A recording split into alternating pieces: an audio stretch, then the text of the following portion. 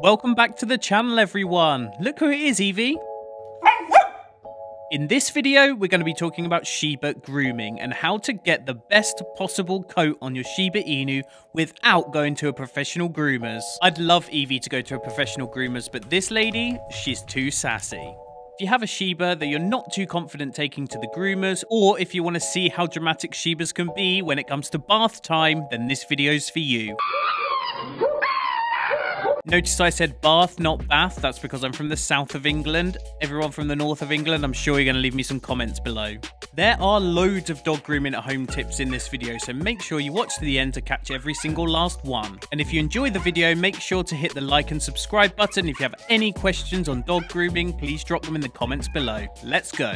Let's get silly. To get off to the best bath time with your Shiba Inu, make sure you have the following things ready. Dog shampoo, dog conditioner, a non-slip mat, a shower head, a comb, a slicker brush, a towel, a hairdryer or pet blower if you have one, lots of treats. I like to have music on to drown out the Shiba screams, and some dogs do well with a happy hoodie, so you can try these out if your pet gets quite anxious. If you're in need of any of those items, I've dropped some links in the description below. But with all that stuff ready, we can get started. Let's go.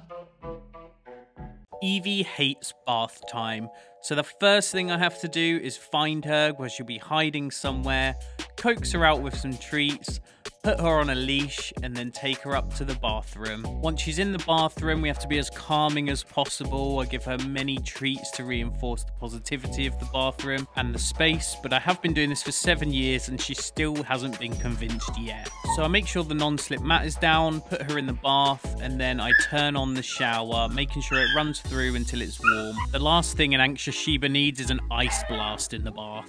I start by coating Evie's fur just in a layer of water, making sure it gets into her undercoat. That gives us a good base to lather up when we shampoo in a sec. And as you can tell, Evie isn't enjoying this process very much, but she just reluctantly accepts it. This is the part that Evie hates the most, shampooing. She gets really touch sensitive when we rub the shampoo into her fur. Sorry, I'm getting emotional. So I make sure to do it really softly, really gently, making sure that I'm not showing any restriction or any force on her to minimize any anxiety she might have. This then works into a great lather, which is perfect for keeping her coat clean. I start with her chest area because that's where she's most comfortable being touched, and then work down the body. What did he say? Into the coat. I make sure that I don't shampoo her tail because she really does not like her tail being shampooed. Despite 7 years of experience through bath times, Evie still gets overwhelmed, so we just have to read her body language and slow down the process and change our pace to make sure that she doesn't overreact to the situation, as her anxiety is at an all-time high during this process. And we all know how dramatic Shibas can be anyway. Now it's time to rinse it all off. I first rinse her over with a low pressure, and then I move over to a high pressure to make sure that it gets into that undercoat and really washes out the shampoo. And the high pressure isn't actually that high, it just definitely gets underneath that top coat. And once I've gone through all of that shampooing process, I do it all over again for a second time. I've found from the second shampoo that it really helps with the Shiba's fluffy coat. It helps remove extra loose hair, scale and debris that can build up on the coat that the first shampoo just didn't get out. I promise I don't like to torture Evie, and I do this again just as gently as the first time, but it really makes such a difference. And now we've finished shampooing, it's over to conditioner. A good dog conditioner will minimize any skin dryness that can happen after shampooing. If your dog is prone to scratching, try conditioner. If that doesn't help, go get them allergy tested. We apply the conditioner just as gently as we did the shampoo and wait a few minutes before we rinse. The conditioner clings to her fur a little bit more, so we have to be extra thorough when we're rinsing it out. That's the end of the washing process, now over to drying. There are several different degrees of how thorough you want to dry your Shiba. Historically, I used to use a towel and then I would let Evie in the garden to dry off naturally. However, over the years, and because Shibas have such a thick double coat, I've actually invested in a pet blower, which is just a very strong hairdryer. This takes about 80% of the moisture out of their coat and makes the process a lot quicker. It also helps to reduce further loose fur. In typical Shiba style, Evie doesn't like the pet blower either. She didn't like the hairdryer, she doesn't like the pet blower, so we have to take it easy when we come to drying Evie's fur. And as we start this process, I want to give a quick shout out to my Patreons. Thank you so much for supporting my content creation. Me and Evie love spending this time producing content for you all. Oh, and if you haven't already, check out evie.bork on Instagram and TikTok to see cute pictures and funny stuff. When it comes to blow drying Evie, you can see that I'm following the natural flow of her coat. I'm going from the head all the way down to the tail and following that direction of fur growth.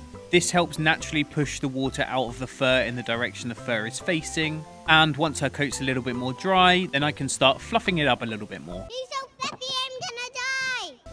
It might not show up on camera, but there is a lot of loose fur flying around me at this point.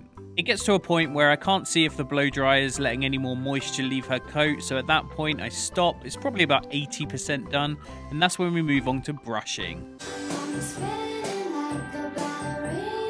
Brush, brush, brush. It's a Shiba owner's motto. I found that brushing Evie is always best after she is mostly dry. I avoid brushing her while she's actually having a bath because it pulls on her fur and she gets really anxious and agitated. Today Evie wanted to be brushed outside the bath, so we are brushing just in front of our bath. Brushing a double-coated dog whilst their coat is almost dry but not fully dry is really best to pull out all the excess loose fur. I recommend running a wide comb through their fur to make sure there's no matting or any misdirection of their fur, followed by a slicker brush. This particular slicker brush has straight sides and hooked sides.